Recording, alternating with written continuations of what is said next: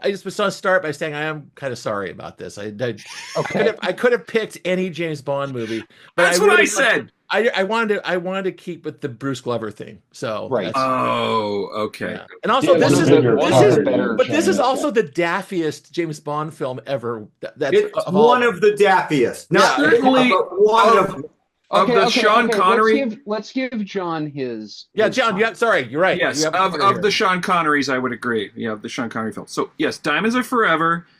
This is a movie about a scientific genius who justifiably steals millions of dollars from a cowboy casino owner to finance a brilliant plan for universal nuclear disarmament and world peace, only to have his plan foiled by a violent misogynist working on behalf of a monarchist state.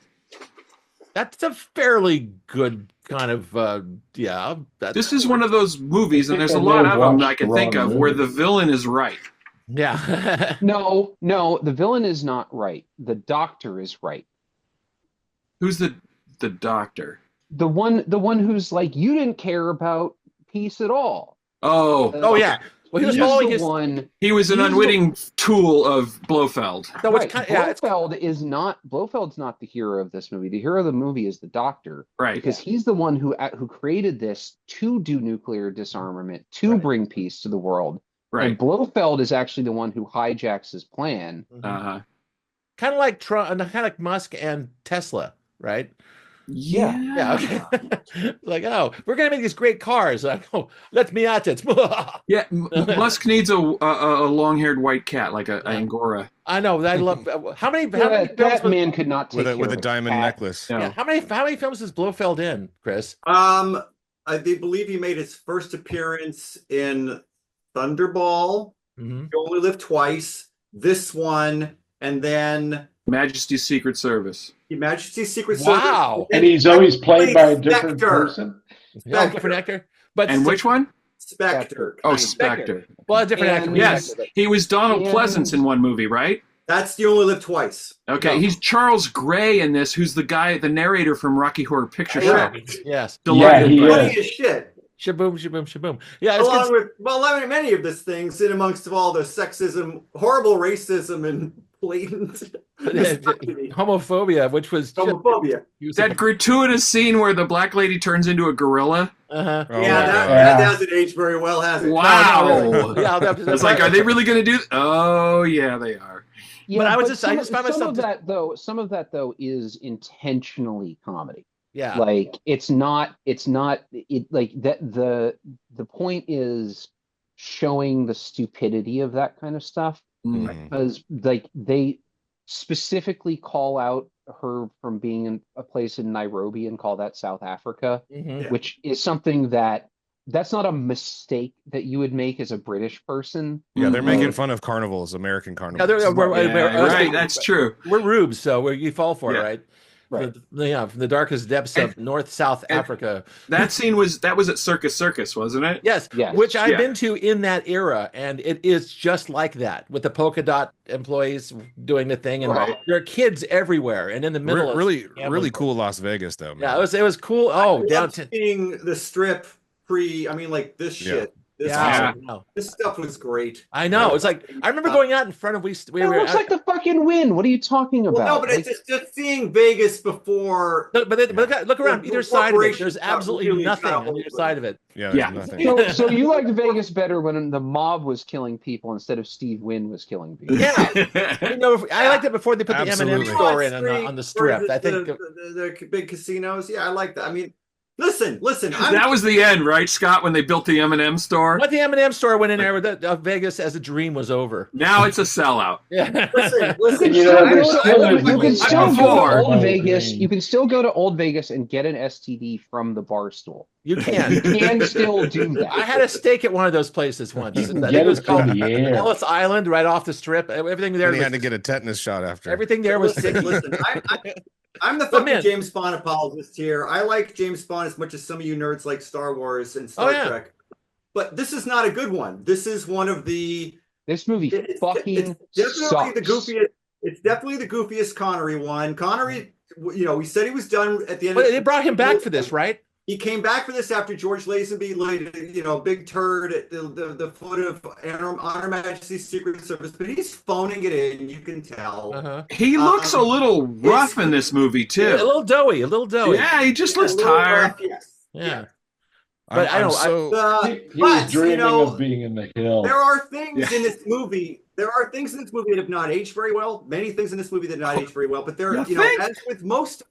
But the thing about this franchise is I always find something to kind of hang on to, even if I could sit there and go, this is not very good. Like the Cat Adams production design, even when they're in, obviously this is real, like this is a real location, the Lautner house in Palm Springs. But this was a set. They even built the exterior in the desert. This fucking thing. This fucking thing. Oh yeah, it's great. I think love John that. Barry's score is also doing a lot of heavy lifting. John Barry is always. See, no. Yes. Here's the problem with the score. The problem with the score is that the song sucks. The song sucks. And no. This is top 5 for me. This is true for all Bond flicks. Diamonds Are Forever. My favorite is Shirley Shirley Oh, you mean the Shirley Bassey song at the beginning of the film? That's my favorite of the so three. When he's using it as a motif throughout the film, it sucks. I That didn't. is wrong. I didn't like the music either, but I was going to comment on, you were saying the sets. I actually think, I don't watch a lot of Bond movies. I don't really care for them. But these sets, especially like the top secret lab type stuff, they look so bad to me. Everything looks so phony. Everything looks like it's made out of styrofoam. Get Smart. It literally looks like Get Smart. Yeah, well, that's why, you know what I was thinking the whole time, which you're supposed to, but I was thinking how Austin Powers absolutely nailed it. Like every set looks like it's made out of styrofoam and you could just push it over. Right. I think it's terrible, ugly. That's interesting. Half-assed. Everything about this movie is half-assed. Yeah. I want to say two things about that. The first thing is that Connery was being paid like $1.25 million for this movie, which is an absolutely insane amount of money for the time. And that meant that they had to reduce their effects and set design budget drastically. Yeah, that's true. The second thing is, speaking of Austin Powers, this movie is the most, why don't we just shoot him? Why don't we just get a gun and shoot him? We can do it together. It can be a father-son bonding. right now. Because I'll go in my room. I have one. Right. There are so many times in this movie where they could have just shot him. Like, no, we're going to stick him in a culvert. Yes, and then we're going to hope that no one notices that there's a man in a full tuxedo unconscious in this culvert. Right. And then have it lowered into the ground. Somehow he still doesn't wake up when it's lowered into the ground and buried in dirt. And welded up. And where's the light source, by the way, inside that pipe? Yeah. And then he's going to fight with the fucking pig that comes down to check the integrity of the fucking thing. It's like, oh my God, this fucking movie. Like I said, this film is daffy. It's just the plot makes no sense. Mind you, Austin Powers lifted so much out of this, including like the 15 seconds and counting at the end there, that voice.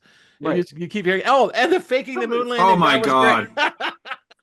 Okay. I got something for this. Moon landing was cute. Yeah, I had that moon buggy. Actually, when he gets into the van and then he gets on the, this is one of the things I mean about being at half-assed is like, it's like they don't even care. You feel like nobody really cares because he sneaks into the van to get into the lab, the secret lab where they're building the satellite. You see the van go into an elevator and go 8 floors below the earth. Then he's to get away once they catch him. Once they're onto him, he steals a moon buggy, crashes through a cardboard wall, and all of a sudden he's back on the surface again. No explanation. You're not thinking fourth dimensionally, James. Well, okay. Fucking Jimmy Dean shows up 3/4 of the way through this movie, and you're like, "Oh, the sausage guy's here." And he doesn't give a shit either. And he's playing he's playing like a vaudeville. Hugh was it? Come on, Hugh Hefner. No. Sorry, Howard Hughes. Howard Hughes. He's like a half-assed Howard Hughes in his own little thing. Like a cowboy version. So it's kind of a parody of that. The funny thing about Hughes is Hughes actually did some shit like this. Like he built a fake oil searching vessel to go out and steal a Soviet nuclear submarine that had flooded and sunk to the bottom of the Pacific Yeah, he was for kind the of a CIA. He did Yeah. it for the Right. CIA. He was contracting with the CIA. Yeah, he had a lot of James Bond-like things about him. But Right. this was like the 6th or 7th installment in the franchise, I think. Maybe less. Yeah. But either way, this is like, it's like a musical thing. This is Baroque Bond. So you're saying this is half-assed? And it is. It's silly and goofy. It is They're because all these half-assed. guys could communicate. No, Hold on, this movie made me appreciate the newer ones a lot more. But this film is such a point where people had a real thirst for Bond movies. They could phone it in at every level. And they did. And they did. And it made a yeah. lot of money because it didn't have to work that hard to it, right? To make it, they didn't have to worry about being logical. They didn't have to worry about it being well acted. All you had to do was girls with ridiculous names and just the fact that Connery was back got butts in seats. The performances, Jared, I was astonished because it's like porno level. Some of like that girl he runs into in the casino. That's what I was gonna say. She was so bad. She's terrible. I was like, she wasn't an actress. She was just a playmate. That's all she was. That's exactly right. Yeah. Yeah, you but can I tell. will say it was cool when they tossed her out the window because like a stunt woman really did that. Yeah. That was really cool. Like, good job.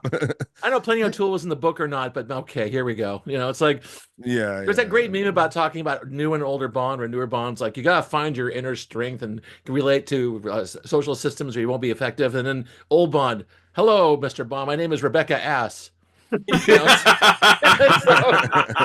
kind of miss the simplicity of the older films. So one of the things that this movie made me, so I watched this movie when I was like 12 because I went through and I watched all the Bonds back then, and I have not watched it again since. And I always had this feeling in the back of my mind that this is one of the worst ones I'd seen.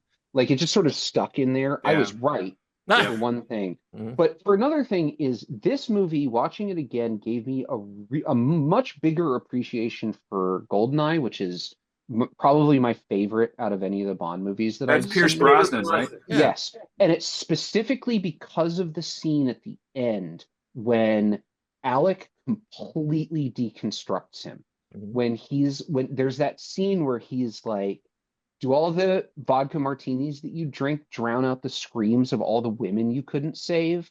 Like, he literally is just like, he grabs that scene. Yeah. He grabs the thread of James Bond and just rips it out of him in that scene. And you can see even that Pierce Brosnan's Bond character changes at that point and is a little bit different in the subsequent movies going forward. And as those movies get worse and worse. They do get worse and worse, but the character, it's himself. But also they're trying to, because the franchise is changing, they're kind of rising to a higher level of storytelling. You can't pull this crazy shit off. You can't do this. Yeah. Although, admittedly, my favorite Bond film still... Even though it's essentially the same movie. It is. Pretty much. It's almost the same... Wait, you're about to tell us your favorite Bond. It's Goldfinger. Oh. I don't know. I don't know. And this movie was them trying to recreate how good Goldfinger did. Because they got the same director back and they got Shirley Bassey back. Yeah, because they had amazing set pieces in that one. The franchise is relatively fresh. The first one, the second one, so they threw some serious money at it. But I just I had to stick with this one because I think this is, there's early Mannerist, Baroque, and decadent, and this is like Baroque to decadent, and that's why I kind of fascinated by it. This is decadent. My introduction to Bond was the Timothy Dalton ones because I was young, and that was my introduction. Those are pretty good. Some of those are pretty good. Did he do 2 or 3? I think he did 2. I could not take the Roger Moore ones. I thought it was smarmy for the very first. Oh yeah, Scott. That's where I checked out. I was like, I saw Spy Who Loved Me in the theater, and then that was dreadful. Yeah, and then when Moonraker came out, I saw the trailer, and I'm like, nope. I mean, we haven't talked much about it, but I thought pretty progressive to have a gay couple in the movie. Yeah, Mr. Homo and Mr. Phobic. No, but hold on, but they were actually pretty effective too. Also, up to a point, the actors convinced Sean Connery that they were actually gay and together. Yeah. And apparently, years later, Bruce Glover's on a plane and he's hitting on the stewardess, and he hears a voice from behind him. "You son of a bitch." That's when Connery realized they'd played him. I got a question about these two guys. What are their names? Bruce Glover, Mr. Wint and Mr. Something. Who The characters? Kid. Who are they working for? Because at the end, obviously Blofeld's dead. So why are they still trying to kill James I assume Bond? they're mad that Blofeld's dead. They're doing it on their own time, Jim? I assume they're independent contractors, actually. Yeah. You know what I mean? Like they were actually contracted and kind of stuck with it to the end. They're not getting the Blofeld checks anymore. And Well, maybe they got paid in advance. We don't know. No, but I'm saying they're not getting the Blofeld checks anymore, and it's James Bond's fault. So go fucking kill him, and then maybe you can go get hired by the next Blofeld. That's true. You get showing your resume saying I actually got James Bond. Wanted it on there. Yeah, they wanted it on. Well, I mean, and that's basically said in the movie when he pretends that Franks is him. And she's like, you don't just kill James Bond and wait for the police to show up. We have to go. Right. That is a moment that should have been exploited. Instead, they completely dropped it. Yeah. But, they were effective. But, I mean, again, for 1971 standards, the helicopter thing at the end on the oil rig, I mean, there's a lot of apocalypse now in there. Yeah. Except you're taking down a fucking little bird with a grease gun. When Bond is flinging Blofeld into the side of the building, I will. It was a loach, right? By the way, you never actually see Blofeld get killed. It's like completely off camera. Oh, he has sequels to make, man. Come on. Homer Simpson hanging on the wrecking ball. This movie is like a bunch of set pieces that don't make sense, and I think I like blanked out during parts of it, like where I was just like, what? all Bond flicks. I went back and had to reread the plot description after I watched it because I just literally you're like now he's in a different location doing something different. And the diamonds. Who's got the diamonds? Why? Right up there, they're stuck up there in space. They're in the urn. Back. Mind you, it's like I thought the film, at least in terms of locations, moved along pretty well. London, Amsterdam, Vegas, blah blah blah. I thought it was actually pretty clear.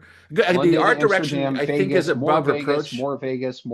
Yeah, lots and lots of Vegas. Also, the driving work was great. I love that. And it looks like they were down on Fremont Street driving around. I think those people were they weren't extras. They're just standing there, just watching it happen. They were not extras. Specifically, the British crew did not understand that Vegas is 24/7. So they got all their filming permits between 3 and 6 in the morning. Like they told what's her name, Lana Wood, that she wouldn't be seen naked coming out of the pool because everyone would be asleep. Oh no! They were shooting between 3 and 6 in the morning. And it's like 3 and 6 in the morning is the absolute time you would see someone naked coming out of a pool in Las Vegas. There are people waiting for that. And they were not disappointed either. But yeah, so it was like the streets were just filled with people. Of course, it's 24/7. You're right. So I'd probably do say just don't step into the street. You'll be fine. And ran the cars as fast as they could down Fremont. It was crazy. It looked dangerous. That's the thing. I appreciate that. There's no OSHA in this movie. No, not at all. Not at all. My dad took me to go see Live and Let Die when it came out. I was probably 8. So imagine being 8 years old and seeing Live and Let Die, right? I mean, it's the coolest fucking. That's a good song. Yeah, it is. That is a good song. But then after he saw how jacked up I got by that one, he took me to a triple bill at a repertory house about a month later. There was Goldfinger, From Russia with Love, and Thunderball. Wow. And at that's it. Like I'm done. Like this is all I want to do all day is watch James Bond movies. And I got all the little cars, some of which I still have. And again, there are good episodes. There are probably more bad episodes. But what I appreciated about this franchise at the time in the 70s was, I mean, they're travel logs.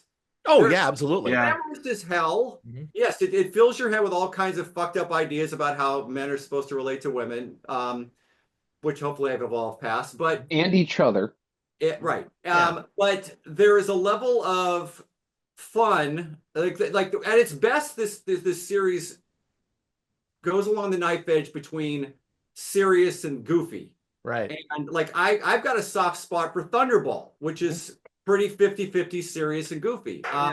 I think From Russia with Love is probably more on the serious side. You know, I'm just going to just stop for a second. From Russia with Love. I remember seeing as a kid being annoyed that they were in Japan the entire time. It's like, why aren't they going anywhere? Why aren't they going to like Madagascar or like Right, New York well, City? There's Or Russia. or Russia even with the name in there. Exactly. That never happened.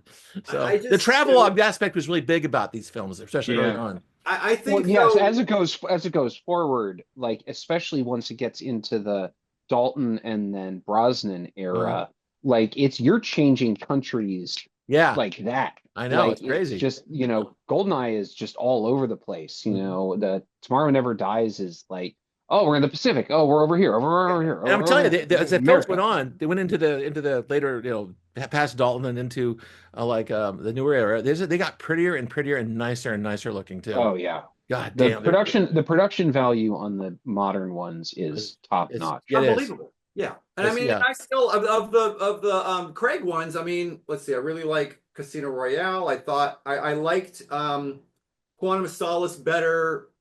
It's actually better to watch Quantum of Solace right after you watch Casino Royale because you can sort of treat it like one great. I did that because Yeah, I didn't that's watch good. Casino Royale when it came out, and you're right. It does have that Is it better when they're together? Back to the Future 2, Back to the Future 3 thing. Yeah, It's better if you watch them. It's Skyfall's kind of probably my it's a favorite. story I arc between the loathe two movies. Spectre.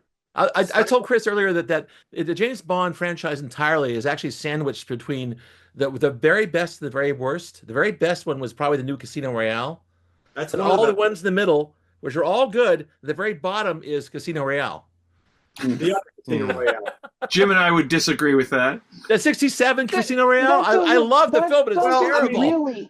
That doesn't really count. Like I know, but Yeah. It doesn't Yes, count. it all does. Okay, let's No, not. it It's doesn't. not a movie. Bought the rights Doesn't for it count. before anybody else was interested. Okay, Jim, take your corner, Jim, man. go. Yeah, I'd forgotten how bad James Bond movies were. Ah, come on. What's the one where there's like they go to Silicon Valley and they come back in an airship that crashes into the really bad WD-40. ones. That's View to Kill. View to a Kill, right? View to a Kill. View to a Oh Kill. my God, with Awful. the I saw Steve that Kimbo in in it? the Oh, Bears yeah, theater. so bad. That's a good song too. Very good Yeah, song. that's That's a good song too. Yeah, Duran but Duran. Usually, what was the I one? love me. Very good song. it had, what was it the had Charlie's song Angel that, in it, whatever her name was. It's that, terrible. The ex-Beatle made. Oh, that's Live and Let Die. Live and Let That's Die. not Yeah. pretty. That's a good one.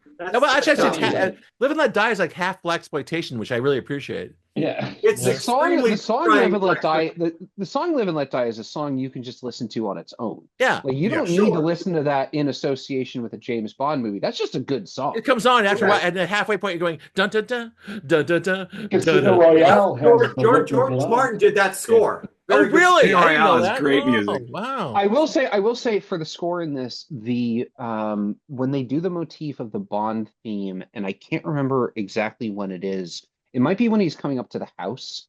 They Yes. have that little clip of where it uses. It's a very good use of the Bond theme in the score. Dun, Like dun, that, dun, dun, dun. right? Because I'd been so annoyed by hearing the motif from the actual song in it that I noticed that when it happened. I was like, oh, that was really good. The person who did this is talented. They're just working with shit material. That's yeah, often John the Barry's case with great. Well, he That's wrote always- that song, didn't he? Oh my The God. guy John who Barry's did the scores have always been one of the things I like the best about the Bond series. 100%. I know Well, we're going to talk about it next, but I think when I commented, Scott, about I can't believe these movies were like 3 years apart, and I know that James Bond is its own world Thing. and own It's its own- universe, It's in its own universe. Yeah. but the cinematography between the two Oh, it's is nice. Yeah. so Oh, it's- incredibly different Yeah. between these Not two even picks. close. And I know we're going to get to The the colors, color, the The and I camera just over this cranking this and whole under thing cranking. just looks so cheap to me. No, It's no, so it's like- it's as overlit old Well, it looks and- like a 60s sitcom. It's, Yeah. it's Like I old. said, It it looks looks does. fucking lighting. get It's smart. flat. It's all Yeah, it does. It looks lighting. shoddy. It's actually Yeah. you can tell it's all Shoddy. master shots and setups. You know, it's Yeah, like it's yeah, the old yeah. way They of were making still movies. doing You the know? old-fashioned. Yeah, thing. exactly. One thing I will give this movie credit for, and it's something that threw me off, I think, when I was younger and I watched it, and going back and rewatching it now, it's very modernly edited. Like the actual editing of the film feels like it's 5 or 8 years ahead of its time. There's they won't do the kinds of things that you will end up getting in the 80s and 90s where you get like J cuts and L cuts and stuff like that. But they will do like, oh, we're going to cut in the middle of this explanation. We're going to show you something, and then we're going to cut back to the explanation. Yeah. You know, like that, you didn't really have that yet at this point. And it feels more kinetic in its editing than you get out of the lockdown camera shots and the overcranking and undercranking and, you know, all of that kind of stuff. Like I don't know, I didn't look at who did the editing for this, but whoever did was definitely like playing with some stuff. And that might be the laissez-faire attitude that Broccoli and everyone had. You know, it's a Bond film. Do whatever you want, right? Yeah, it's fuck it. We're gonna make money because it's a Bond film with Sean Connery set in Las Vegas. Like, fuck it, go do whatever you want. And they did. They're probably doing some new wave kind of cutting on the thing, right? Right. Yeah, and so that's a good point. It's a very good point. All right. Well, I wanted to make a couple of points. Please. There's a scene when he goes down into the lab and sees the satellite and stuff, where he has to get a key card and get into the lab and stuff, and he talks to that guy from what do they call it? G department, G section. G section. That's right. G section. You're from G section. It's some pretty funny dialogue back and forth about G section and how they're not getting the respect of the other sections That was actually in the lab. That all was pretty good, and in fact, James Bond kind of sneaking around and pretending to be somebody else and finding a lab coat and putting it on. It's like, oh, he's doing spy stuff for once. Yeah. He's actually doing spy things in the spy movie. Yeah, and then when he goes in and actually starts snooping around, and they're just annoyed with him because they think he's from G section and he's checking radiation badges. I was actually enjoying myself during that whole section of the movie. That's great. And then he hijacks the moon buggy and it turns to total shit. But what are the problems with this movie? Moon buggy was terrible. It's so hokey. With this movie is you can see the better movie underneath it. Right. Like you can see. Like if they made this in 1996 with Pierce Brosnan and the kind of budget that they had, this could be so much of a better movie, you know. But again, those sets, like that scene, John, those sets, awful. Yeah. Also, there's a scene where Bond is trying to sneak into Willard White's place, and he has that overhang. Oh yeah, goes there and he's dangling midair. Oh, that was just so well done because it was like it was dark. I wanted that was a bit of Bondness. Yeah. I wanted to mention that because this is something that never ever happens to me when I'm watching movies. I got weirdly motion sick in that scene. I don't know what it was about how maybe like.